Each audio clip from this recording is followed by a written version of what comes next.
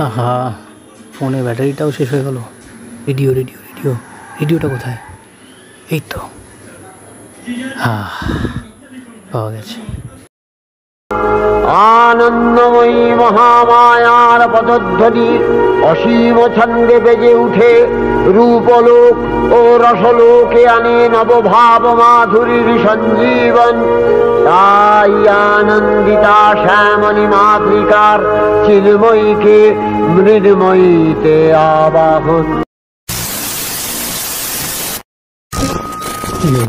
চলতে চলতে বন্ধ হয়ে গেল।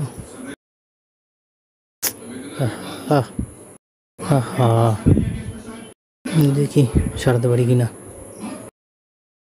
প্রতি বছরের ন্যায় এই বছরও শারদোৎসব বাঙালির দোরগোড়া এসে উপস্থিত।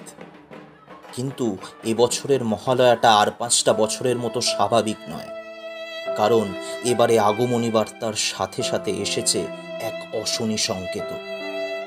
এবছরে পৃথিবীবাসীর কাছে সবচেয়ে বড় প্রতিবন্ধকতা হলো এমন এক অসুর যাকে বধ করা মানুষের পক্ষে এখনো সম্ভব হয়নি। এমন এক অসুর যে কিনা এক মুহূর্তেই বহু নিষ্পাপ মানুষের প্রাণ নিয়ে নিয়েছে। বহু দেশ এই অসুর নিধনের জন্য মহিষাসুর মর্দিনী রূপে অবতীর্ণ হওয়ার বহু চেষ্টা করেও বিফল হয়েছে।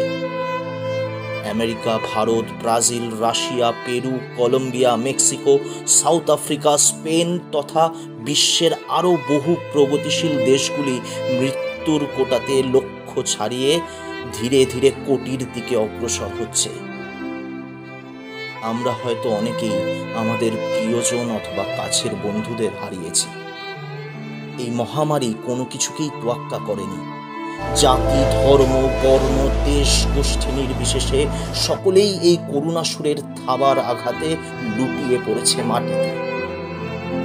আর এই লক্ষ লক্ষ দেহ সৎকারের জন্য হিমশিম খেয়েছি আমরাও।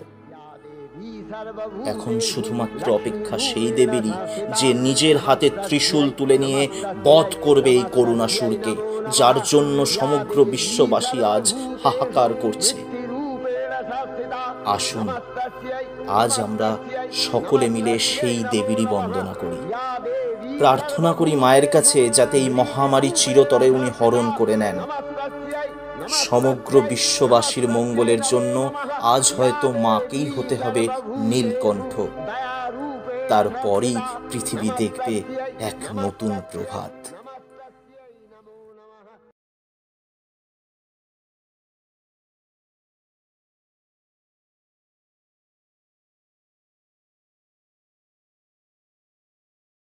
হয়ে যাচ্ছে, ট্রাই করে দেখি একবার। জাগো দুর্গা জাগো দশ প্রহরণ ধারিণী, অভয় শক্তি বল প্রদায়িনী, তুমি জাগো জাগো তুমি জাগো। প্রণমী বরদা অজরায় অতুলা, প্রণমী বরদা অজরায় অতুলা, বহু বল ধারিণী ত্রিপুদল বারিণী, জাগো মা শরণময়ী চণ্ডিকা শঙ্করী, জাগো।